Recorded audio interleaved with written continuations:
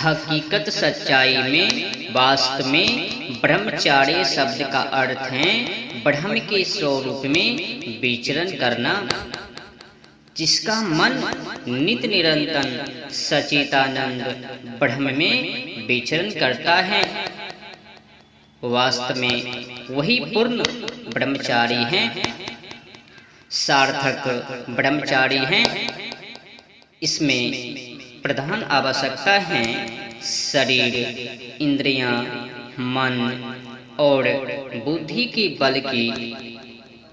यह बल प्राप्त होता है वीर्य की रक्षा से। इसीलिए सब प्रकार से वीर्य की रक्षा करना ही ब्रह्मचार्य व्रत का पालन करना कहा जाता है।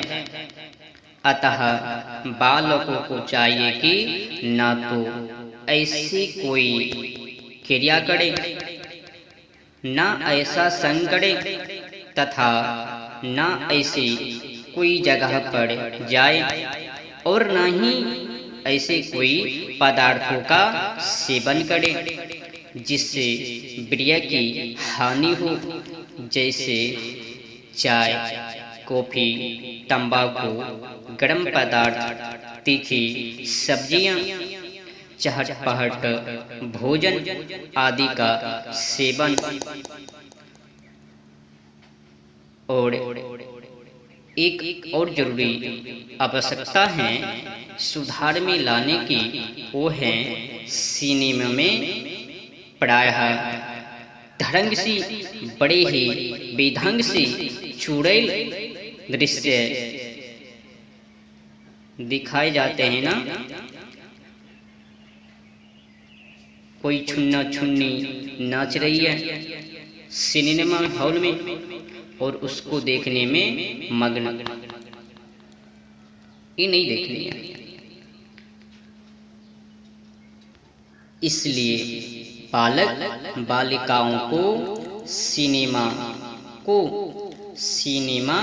कभी नहीं देखनी चाहिए और सिनेमा थिएटर में नटी तो कभी बनना ही नहीं चाहिए। इस विषय के साहित्य, उपन्यास, पत्रिकाएं आदि विज्ञापन और चित्रों को भी नहीं देखना चाहिए, पढ़ना चाहिए, जिससे कि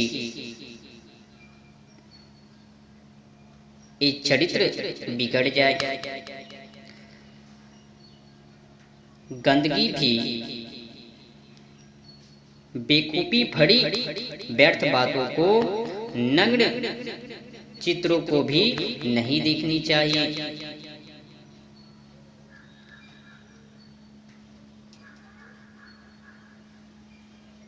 गंदगी बड़ी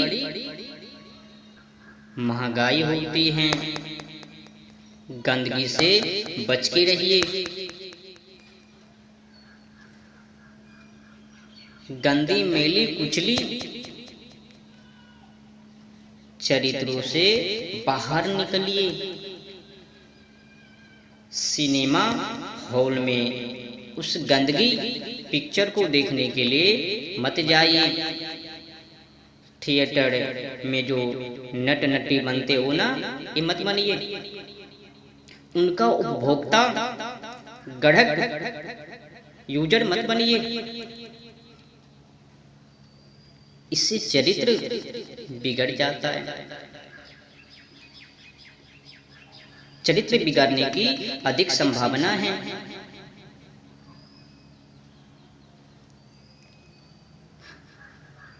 अपनी चरित्रों को सुधार में लाइए। तो चरित्रों को सुधार में लाने के लिए जो आवश्यकता है वो तो है गंदगी जीवन को त्याग करना।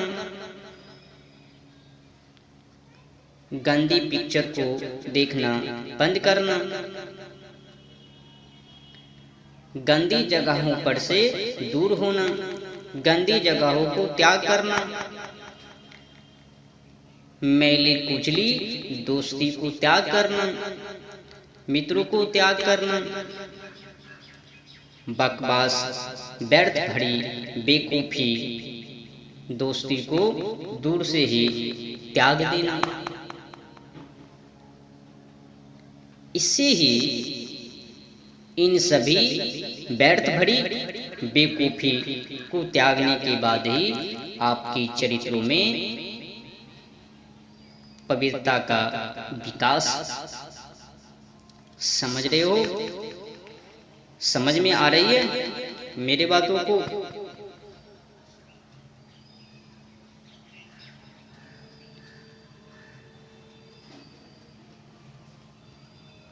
तो गंदगी भी, बेकूफी भरी व्यर्थ बातें हो, नग्न चित्र हो, इनके प्रभाव से भी बड़े ही गंभीर समस्या, मन की पतन और चरित्रों की बड़ी भारी हानि होती है। दर्शकों, पाठकों का घोर पतन हो सकता है।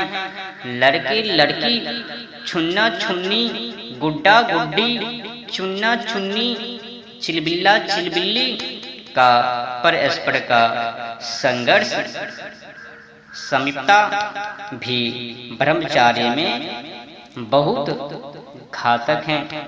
अतः इस प्रकार के संघर्ष का भी त्याग करना चाहिए तथा लड़के भी दूसरे लड़कों तथा अध्यापकों के साथ गंदगी, चेष्टा, संकेत, हंसी मजाक और बातचीत करके अपना पतन कर लेते हैं। इससे भी लड़कों को बहुत ही सावधान रहना चाहिए। छुन्ना छुन्नी, मुन्ना मुन्नी, गुड्डा गुड्डी, चिलबिल्ला चिलबिल्ली लड़के लड़कियों को ना तो परस्पर किसी को काम दृष्टि से देखना चाहिए।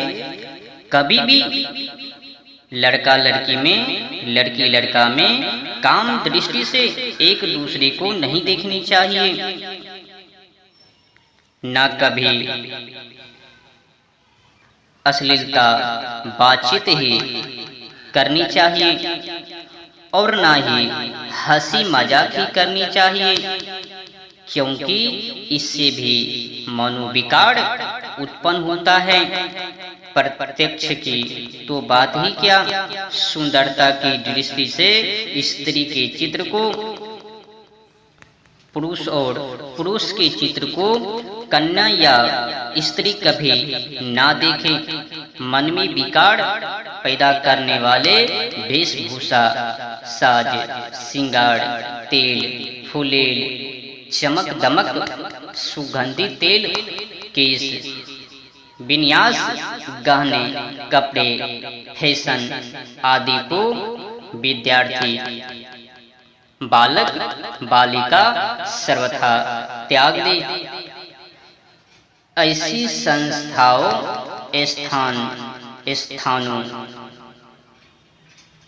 नाट्यगृहों, उत्सव स्थलों, कलवों, पार्टियों, भोजों, भोजलायों, होटल और उद्यानों में भी न जाए, जहां विकार उत्पन्न होने की तथा खान पान और चरित्र भ्रष्ट होने की जरा भी आशंका हो। सदा सदाचारी से रहे और पवित्र रहे, सादा भोजन करे, सदैव पवित्र मन स्वभाव से अपने जीवन को जिए। एत्यब ब्रह्मचार्य का भी खंडन ना हो, इसके के लिए विशेष ध्यान देना चाहिए। ब्रह्मचार्य के पालन से बल बुद्धि, वीर्य, तेज, स्मृति, धीरता, वीरता और गंभीरता की वृद्धि होकर उत्तम कृति होती है तथा ईश्वर एवं सदगुरु की कृपा से ज्ञान, वैराग्य, भक्ति, भगवत प्राप्ति, जीव ब्रह्म के एक तत्व की ऊंची अवस्था भी आ जाती है।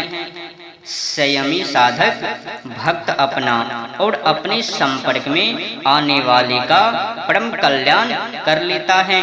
अतः शुरुआत में भले ही संयम कठिन लगे, लेकिन उसका दृढ़ अभ्यास स्वर्गीय सुख से भी ऊंचा आत्मा परमात्मा प्राप्ति का सुख लाभ प्राप्त कराता है।